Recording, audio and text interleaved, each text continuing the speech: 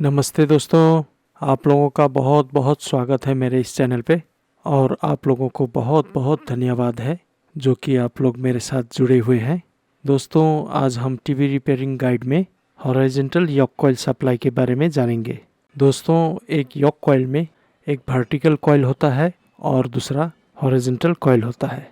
योक का vertical coil को vertical section से सप्लाई मिलता है और हॉरिजॉन्टल कॉइल को सप्लाई कहाँ से मिलता है, आज हम इसके बारे में जानेंगे। दोस्तों, हर एक कॉपर कॉइल को जब तक नेगेटिव और पॉजिटिव वोल्टेज नहीं मिलता है तब तक ये कॉपर कॉइल कभी भी मैग्नेटिक फील्ड या इंडक्शन पैदा नहीं करता है।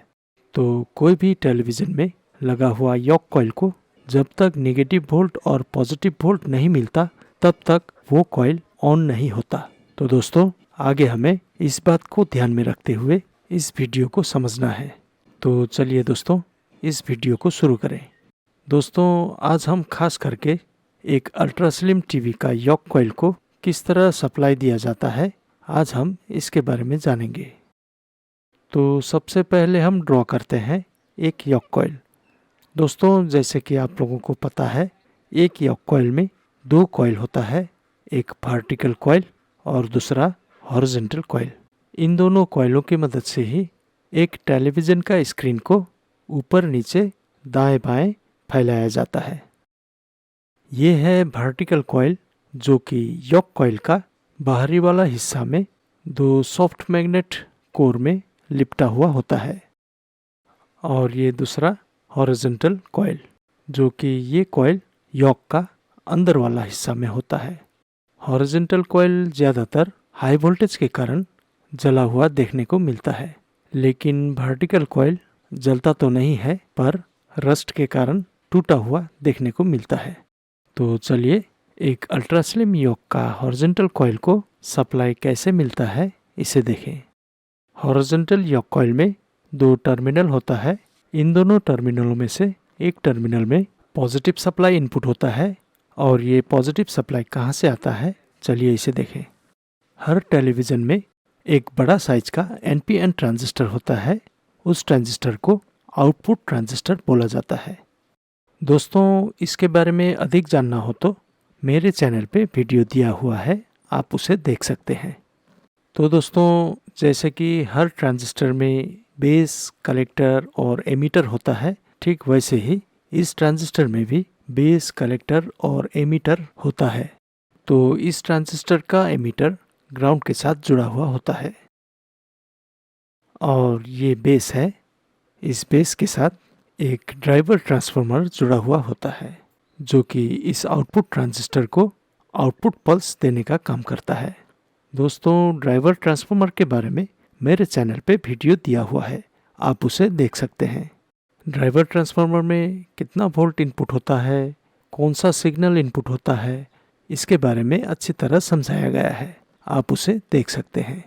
दोस्तों, इलेक्ट्रॉनिक को जानने के लिए CRT टीवी एक बहुत ही अच्छा माध्यम है। तो दोस्तों, ये जो आउटपुट ट्रांजिस्टर है, ये आउटपुट ट्रांजिस्टर लगभग 1500 वोल्ट तक सह सकता है। ये जो आउटपुट ट्रांजिस्टर है, इस आउटपुट ट्रांजिस्टर का कलेक्टर EHT में चला जाता है और इसी आउटपुट ट्रांजिस्टर का कलेक्टर से योक कॉइल का एक टर्मिनल को पॉजिटिव सप्लाई मिलता है और इसका दूसरा टर्मिनल को नेगेटिव सप्लाई कैसे मिलता है, चलिए इसे देखें। दोस्तों, एक अल्ट्रा स्लिम टीवी में टीवी स्क्रीन को रिमोट कंट्रोल से दायां बायां बढ़ाया या घटाया जा सकता है, लेकिन एक नॉर्मल टीवी में ये सुविधा नहीं होता है। एक अल्ट्रा स्लिम टीवी में टीवी स्क्रीन को हॉरिजॉन्टली दायां बायां कैसे कम या ज़्यादा किया जाता है, चलिए इसके बारे में जानें। तो दोस्तों, सबसे पहले हॉरिजॉन्टल कॉइल का नेगेटिव टर्मिनल में एक इंडक्टर कॉइल जुड़ा हुआ होता है और इस इंडक्टर कॉइल में एक रेजिस्टर भी जुड़ा हुआ होता है और इस रेजिस्टर का वैल्यू होता है 1 किलो ओम्स और इस इंडक्टर कॉइल का वैल्यू है 37 UH। इस कॉइल में एक PF कैपेसिटर के थ्रू नेगेटिव सप्लाई इनपुट होता है और इस नेगेटिव सप्लाई को एक कैपेसिटर, एक रेक्टिफायर डायोड और एक रेजिस्टर के थ्रू इस पीएफ से गुजरता हुआ करंट को फिल्टर किया जाता है, क्योंकि पीएफ का दोनों तरफ निगेटिव और पॉजिटिव वोल्ट मौजूद होता है। और इस पीएफ कैपेसिटर का वैल्यू होता है 474 एमएफडी, 200 वोल्ट से लेकर 600 वोल्ट तक होता है। और इस कैपेसिटर का वैल्यू है 4.7 एमएफडी, 160 वोल्ट। और इस रेजिस्टर का वैल्यू है 22K। इस डायोड का नंबर है FR107। दोस्तों, ये जो नेगेटिव सप्लाई इस पीएफ में आएगा, ये नेगेटिव सप्लाई और एक इंडक्टर कॉइल के थ्रू इस पीएफ में इनपुट होगा। और इस इंडक्टर का वैल्यू होता है 410 UH। इस कॉइल का सप्लाई को एक पीएफ कैपेसिटर से फिल्टर किया जाता है और फिर और एक रेक्टिफायर डायोड लेके इस सप्लाई को फीडबैक दिया जाता है। इस पीएफ कैपेसिटर का वैल्यू है 223 UF 400 वोल्ट। इस डायोड का नंबर है HER309। दोस्तों, इस इंडक्टर कॉइल में और एक कैपेसिटर लगाया हुआ होता है। उस कैपेसिटर का वैल्यू होता है 4.7 एमएफडी, 50 वोल्ट। दोस्तों, इस कैपेसिटर के जगह ज़्यादातर पीएफ कैपेसिटर लगाया हुआ होता है। यहाँ एक रेजिस्टर होगा। इस रेजिस्टर का वैल्यू है 5.6 ohms, 1 वाट। इसी रेजिस्टर के थ्रू नेगेटिव सप्लाई रेगुलेट होके आगे चला जाता है। और ये रेगुलेट कैसे होता है, चलिए इसे देखें। इस नेगेटिव सप्लाई को रेगुलेट करने के लिए एक मॉसफेट या एक ट्रांजिस्टर का ज़रूरत होगा। तो यहाँ पे एक एनपीएन ट्रांजिस्टर होता है। तो इसी एनपीएन ट्रांजिस्टर के थ्रू नेगेटिव सप्लाई को रेगुलेट किया जाता है। तो इस ट्रांजिस्टर का एमीटर को नेगेटिव के साथ जोड़ दिया जाता है, ताकि इस ट्रांजिस्टर से रेगुलेट होके नेगेटिव को रेगुलेट करके इस ट्रांजिस्टर का कलेक्टर से इस रेजिस्टर के थ्रू हॉरिजॉन्टल योक कॉइल को नेगेटिव सप्लाई दे दिया जाता है। और इस ट्रांजिस्टर का नंबर होता है D880।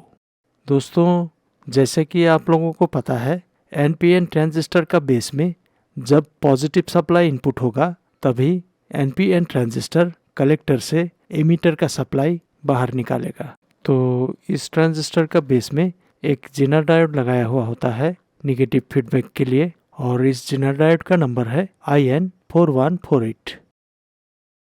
तो दोस्तों, इस ट्रांजिस्टर का बेस में पॉजिटिव वोल्ट कहाँ से मिलेगा, चलिए इसे देखें।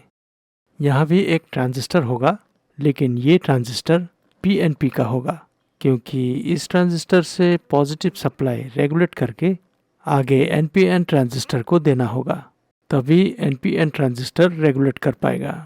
तो इस ट्रांजिस्टर का नंबर क्या होगा? इस ट्रांजिस्टर का नंबर होगा 1015। ये PNP ट्रांजिस्टर है।